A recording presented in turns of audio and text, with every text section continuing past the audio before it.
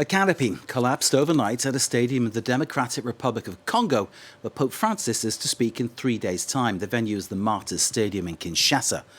It was a canopy hanging over the stage constructed specially for the pontiff's visit, an overnight storm bringing the structure to the ground. The DRC has a population of some 70 million. Over half of them are Catholics.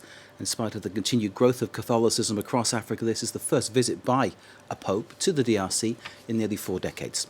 Let's get some analysis. Phil Clark joins us, professor at the School of Oriental and African Studies.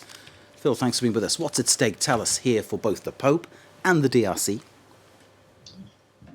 This is a very important visit by the Pope, the first papal visit to Congo in 37 years. I think the Pope's message at this big mass in Kinshasa on Wednesday will be a very rare unifying moment in Congo. Catholicism is one of the few factors that really connects the majority of the Congolese population.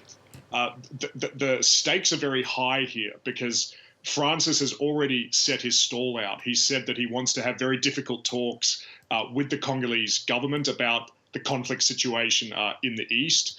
And also he'll be meeting with bishops and other Catholic leaders from across the country about their community level mediation role as well.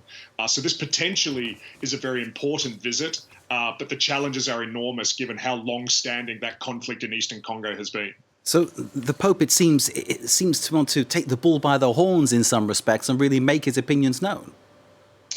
He certainly raised expectations around this visit.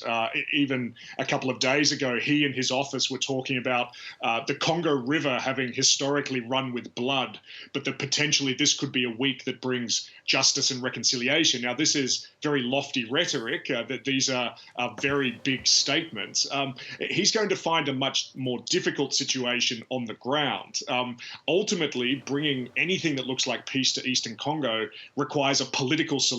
It's the political leaders of Congo, it's rebel leaders, but it's also the leaders of countries like Rwanda that have been meddling in Eastern Congo that ultimately will bring peace. Francis perhaps can help begin some kind of dialogue between all of those elite parties, but this is going to be a very long-standing process, and at best, he can perhaps get a dialogue going this week. Catholicism, of course, is a massive religion. More than half of the population of the DRC worships the religion of Pope Francis. So there is a chance here, there is a really large audience that he is preaching to that is, quite literally, already converted. They're expecting between 1 and 2 million people in Kinshasa at this mass on Wednesday. I think the key thing with Francis's visit is that the Catholic Church is one of the few institutions in Congo that enjoys legitimacy amongst almost every segment of society. The church delivers healthcare, it delivers education, it often does what the Congolese government fails to do. And the church has often played a very important peace and mediation role in the past. I think part of Francis's role this week will be to re-energize the Catholic Church as an institution and to re-energize Congolese Catholics for that purpose of peace and mediation in the east of the country. But as I said, that's going to be a very difficult task that he faces this week. I think you completely outlined for us the immensity of the task that Francis is facing going to Kinshasa and talking about the conflict in the east.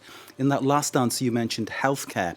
Can I ask you about the issue of AIDS? Because clearly if the leader of the world's Catholics went to a country like the DRC and said it's okay to use condoms, that would be a major statement. It's unlikely that will happen. But is there any sense that there could be some kind of progress on that issue? There seem to be noises coming out of the Vatican and coming from Pope Francis himself that the church may be starting to soften its stance on contraception, on the stigmatization historically of people with HIV and AIDS. These are very negative processes that the church has been complicit in the past. One impressive thing about Francis, and we've seen this on his previous visits to Africa in the last 5 or 6 years, is that he often does adopt a very humble tone in terms of the church's own complicity in a very dark history. And I expect him to do something similar in Kinshasa this week. He will go with these very lofty aspirations about peace, but I would expect him to be quite humble and quite careful in addressing some of the church's own wrongdoings in Congo over the last 40 or 50 years. He does have a unique way for a pope. I think that's fair to say. Professor Clark, thank you for your analysis and your insight on this important visit, as every papal visit is, but this one more so. The first one to the Democratic Republic of Congo for some almost 4 decades. And Pope Francis taking a very clear message about peace in the east of the country. Thanks again to Phil Clark, Professor at the School of Oriental and African Studies, for his time and his analysis.